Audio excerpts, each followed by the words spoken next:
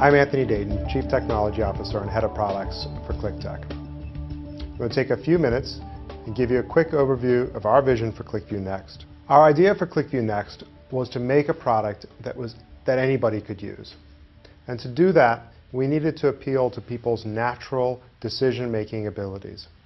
We call this idea natural analytics. It comes from the idea that as human beings, we've evolved facilities for making decisions with data. Now, this is easy to talk about, but frankly, it's a little easier if you actually just see it. And what better way to do that than using a really natural interface, a touch interface on my tablet. When I start my morning with Qlikview, I start on what we call the hub. And the hub gives me an overview of all of the work I'm doing. So you can see here's the work I'm working on. And down the left here, I have a series of what we call streams. And these streams are security groups for which I have the right to view the analysis in that security group. And there may be one that I'm persistently a member of, say the finance group, and there may be a different one, this general business group, that I've been added to temporarily because this is a team I've just joined and we're working on some stuff together. But that's always down the left. Now, right here, I have my work. And these are Qlikviews that I'm building. And it's right from here that I can go ahead and launch a Qlikview and begin my analysis. Now, when I launch into the Qlikview, I don't start with a sheet. I start with an overview of the application, allowing me to center myself and understand where I might want to jump into that analysis. Down the left, I have my sheets, maybe some bookmarks, giving me a persistent view or being able to go back to a view that I had previously, and stories, which I'll come back to in a moment. So let's jump into this sheet, this sales dashboard sheet right here.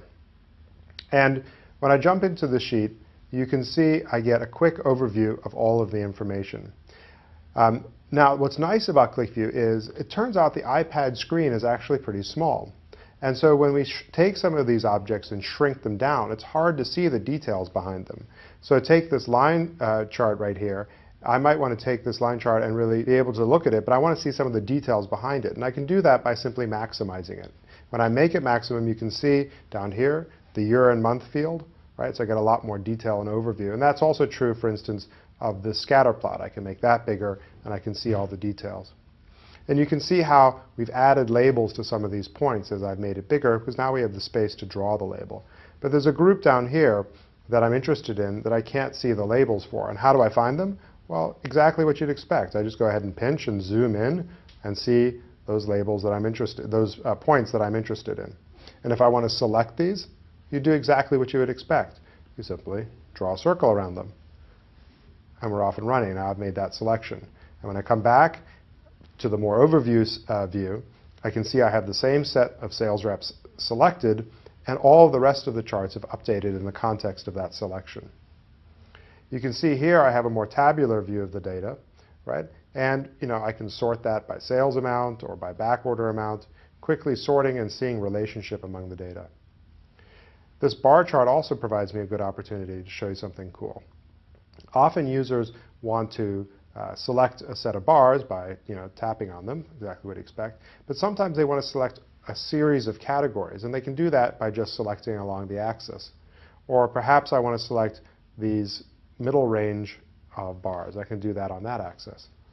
Or perhaps I want to use the actual legend to select a set of bars right here. So these are very natural behaviors, natural metaphors for making selections in the application, and I do them literally just by touching. Now, as I've been making selections in the app, you see that up here on the top, I've been creating a series of little list boxes which give me an overview of what I've selected, and if I want to add to that selection, maybe I want to toss bread into there as well, I can do that right from here. Now, this is fine, but how hard is it to add one of these sheets myself? Well, I can go ahead and do that. Let's go ahead and add a sheet and jump in. Now, when I start the sheet, of course, it's empty, so I have to edit it to add some things to it. So let's go into the library. I don't start by having access to every field in the application. I start with a series of measures and dimensions which may be relevant to me and useful to me from an analytic perspective. So I can take, maybe I'll take channel name and drag that over here. So we'll put that right there. And maybe I'll put product group. Put that right here.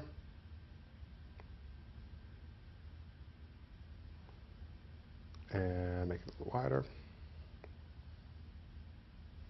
And maybe product subgroup. Notice that with the grid, when I drop this field down here, it splits this list box in half, letting me know that if I drop it right here, it's going to go beneath. Now, it's also the case that I'd like to add a little bar chart right here. So let's go ahead and maybe I'll do some more analysis about our margin. So I'm going to take margin amount and drop it here. Now, margin amount is a measure, of course, so it's asking me to add a dimension so it knows how to calculate the margin amount, and we'll do that by product group. When I drop product group on there, I quickly get a bar chart which shows me my margin by product group. And what does it take for me to wire all these things together? What if I, for instance, want to see the margin for our catalog business? I simply click on it, and there's the margins for our catalog business. And if I'm interested in these high margin items in our catalog business, selecting on the axis, here are deli, produce, and frozen foods, our high margin items in the catalog business. Simple, easy, drag and drop, very natural. Now, we talk a lot about Qlikview so far. It's really been an analytic experience. I've been analyzing the data. But the other half of analysis is persuasion. I want to convince you of a conclusion that I've drawn from my analysis.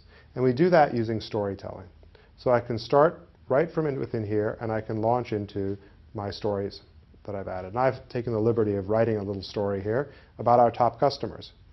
And I can go ahead and put that into full screen mode and tell you a story about our top customers. Most of them are international, and I can sort of cycle through. Here's at the top products that our customers buy, and here's other products that our top customers have bought. And here are the sales reps I think we should begin our new segmentation strategy with. And you're probably really convinced about my great presentation, about my insights from this Qlikview. But you might even have some questions. You might question me about these particular sales reps that I selected.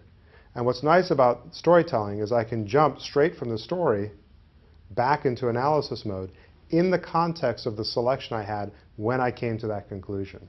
And here are those sales reps that we were going to target, and maybe you don't think Sandra is a good person to have as part of the group, and you think rather I should select these, and I can go ahead and do that. And now we can have an intelligent debate about the segmentation strategy conclusion that I came to. And when we're ready, we can go right back into storytelling mode, and I can continue my story. So I hope you've gotten a sense for Qlikview.Next as a very natural, easy to interact with product that appeals to my senses and my skills as a decision maker, with a touch interface that's simple and easy to use. And then I can move from that analytic experience straight into a storytelling mode and back to help persuade you of the conclusions I've come to in my analysis. I thank you for your time, and I look forward to working with you on Qlikview.Next. Thanks.